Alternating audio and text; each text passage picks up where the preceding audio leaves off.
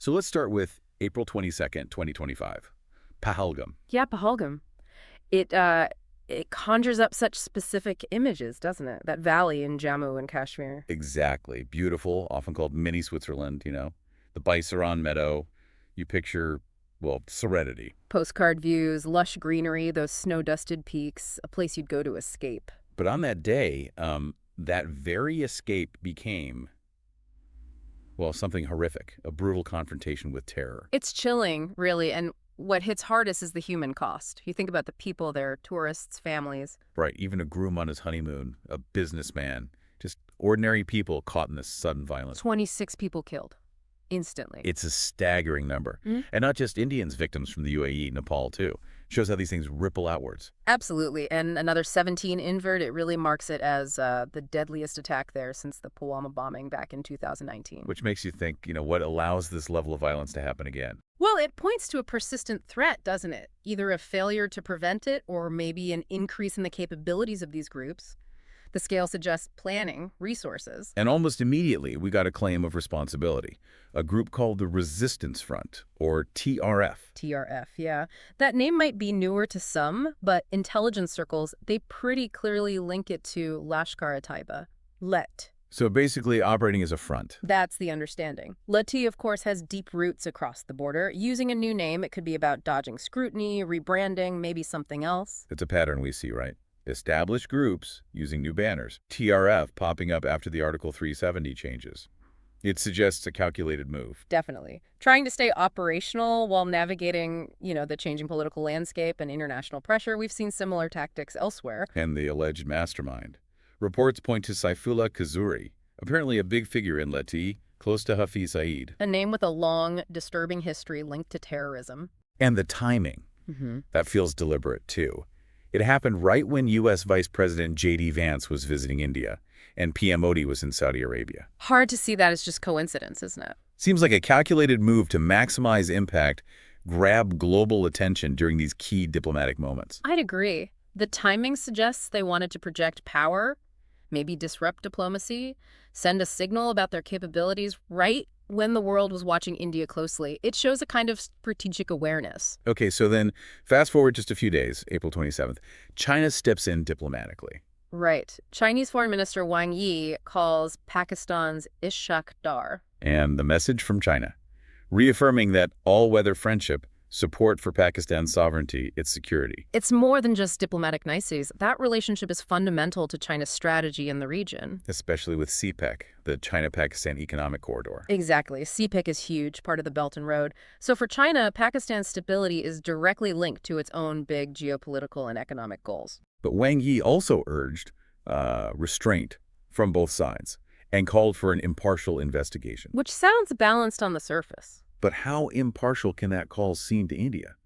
Given the TRF let link, let's base in Pakistan, and China's history of supporting Pakistan, like blocking UN actions against Leti. That's the core problem, isn't it? India is almost certain to view that call for impartiality with, well, a lot of skepticism. There's a perception of bias already baked in. A huge contrast, then, with India's reaction, which was swift and strong. Very swift. The day after the attack, April 23rd, PM Modi chaired a cabinet committee on security meeting. And they announced this 5-pronged response. A clear signal things were changing, a much harder line. Absolutely. Each of those 5 points carries serious weight. They have the potential to really reshape the India-Pakistan dynamic. Okay, let's dig into those 5 points. First, suspending the Indus Waters Treaty. Wow, yeah, that is seismic. This treaty from 1960, World Bank brokered. It survived wars, major tensions. It manages how the Indus River's waters are shared. And those waters are absolutely critical for Pakistan's agriculture. It's lifeblood, really. So suspending it, what's the message there? It's an incredibly powerful signal.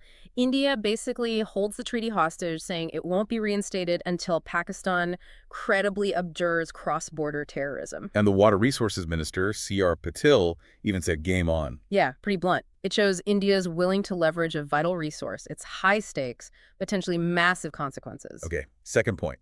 Closing the Attari-Wagah border. Immediately closed. That's not just a crossing point. It's symbolic, the flag-lowering ceremony. Thousands watch it now. Shut down. There was a small window for people to cross back. I think 229 Pakistanis, 392 Indians in 2 days. But the economic impact, too. You mentioned the trade value, nearly 3,900 crore annually. Dry fruits, cement, all stopped. So what's the strategy there, closing that specific connection? Multiple things, I think. Symbolically, it's severing ties, showing extreme displeasure. Practically, it disrupts logistics, hits businesses economically. It's very visible. Third, the visa ban. India revoked SAARC visa exemption scheme visas for Pakistanis. And gave them just 48 hours to leave. That must have a huge human impact, right? Especially people traveling for medical treatment. Definitely. That's where these big geopolitical moves hit individuals hard. People needing critical health care they can't get at home, suddenly stranded or forced out. It highlights the tough ethical side of these national security responses. Fourth, expelling diplomats. Yeah, declaring Pakistani military advisors persona non grata, a week to leave, and India pulling its own advisors from Islamabad. Plus, reducing staff at the high commissions, from 55 down to 30 by May 1st. That's a major downgrade in diplomatic ties. It severely cuts down direct communication channels right when tensions are highest, sends a strong message, sure, but makes talking de-escalating much harder, increases the risk of, miscalculation. And the fifth point, a promise of justice. A very firm promise. The government vowed to hunt down the perpetrators and, importantly, their sponsors. They even mentioned Tahawar Rana's extradition related to the 2008 Mumbai attacks as sort of proof of long-term commitment. And PM Modi's quote, "We will pursue them to the ends of the earth." What's the message there, beyond the obvious determination? It plays very strongly to domestic audiences in India, obviously. There's huge pressure for action against terror. Referencing Rana reinforces that commitment to accountability. It tells everyone domestically, internationally, India won't let this go. Okay, so that's India's 5 points. Predictably, Pakistan had its own reaction. Absolutely. The day after India's announcement, April 24th, PM Shehbaz Sharif holds a National Security Committee meeting. And their response was just as assertive. Their first move was to reject India's actions completely, called them unwarranted, escalatory, and their main focus, understandably, was the Indus Waters Treaty suspension. They called it illegal. Illegal, a violation of international law, and they issued that stark warning That any attempt by India to stop or divert water would be seen as an act of war. That's incredibly strong language. It really shows how vital the Indus is for Pakistan, how sensitive this issue is. Water scarcity is an existential threat there. Pakistan's Foreign Minister, Ishaq Dar, who's also Deputy PM, he didn't hold back either. No, he told Geo News, India's actions were immature and hasty, demanded evidence linking Pakistan to Pahalgam. And then described the attackers as potential freedom fighters. Which is hugely inflammatory. It just highlights that fundamental gap in how the two sides see the Kashmir conflict. One side's terrorist is another's, well, something else entirely. How can you even begin to de-escalate with such different narratives? It's incredibly difficult. That difference in language and perspective is a massive roadblock to any kind of meaningful dialogue. And then Pakistan's defense minister, Khwaja Asif, upped the ante further. Accusing India of planning attacks on Pakistan, promising a tit-for-tat response. That kind of talk just fuels a dangerous cycle, doesn't it? Definitely. It risks escalating things beyond diplomatic or economic measures.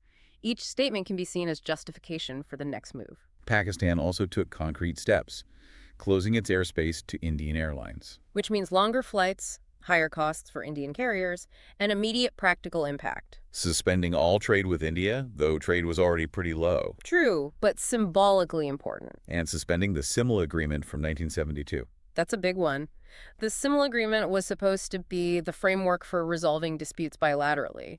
Putting it on hold basically shelves that primary mechanism for direct talks, signals a real hardening of Pakistan's position. So throughout all this back and forth, we have China trying to walk this line. That balancing act, yeah. Supporting Pakistan, their all-weather friend, but also calling for restraint from everyone. Driven by their own strategic interests, obviously. CPEC, Belt and Road. Right. China needs regional stability for those massive projects to work. A major India-Pakistan conflict is bad for Beijing's business and geopolitical plans. Wang Yi's call to meet halfway reflects that. But as we said, that call for an impartial investigation, the perceived bias. It undermines their credibility as a neutral player, especially in Indian eyes. Plus, China was notably silent on condemning the actual Pahalgam attack itself. Unlike leaders from the U.S., Russia, France, Even Trump, Putin, Maloney condemned it. That silence from Beijing compared to the global condemnation is quite telling about their priorities. It suggests the relationship with Pakistan trumps other concerns in this instance. Amidst all this high-level diplomacy and tension, we have to come back to the human cost. Absolutely crucial. The people killed in Pahalgam from all over India, plus the UAE and Nepal. And that story of Syed Hussein Shah, the Kashmiri poniwala who died trying to help tourists. Just heartbreaking. It really is. And you had Omar Abdullah, the former J&K chief minister, pleading for people not to blame all Kashmiris. Except the risk, right? Generalizations, backlash. Exactly. It underscores how the people of Kashmir are caught in the middle, suffering decades of violence. Most just want peace. Reports of Kashmiri students facing trouble elsewhere in India after this. It just fuels division. We also heard about a survivor escaping by reciting Islamic verses. Which points to how these attacks can be twisted to inflame religious tensions. And the weapons used American M4 rifles, possibly from Taliban stockpiles left over in Afghanistan. That adds another layer of complexity. The flow of sophisticated weapons in the region, linking conflicts. It just makes everything more dangerous, empowering these non-state groups. And circling back to the Indus Waters Treaty, it's now front and center. A major potential flashpoint. Pakistan's dependence on that water is immense. The rhetoric about blood flowing in rivers, Bilwal Bhutto Zagari said that previously, and Pakistan says it will legally challenge India's suspension. It shows the stakes. Using water as a political weapon. What are the long-term consequences of that? It sets a really dangerous precedent, doesn't it? Weaponizing a fundamental resource. It could easily trigger future conflicts, and it undermines any framework for cooperation.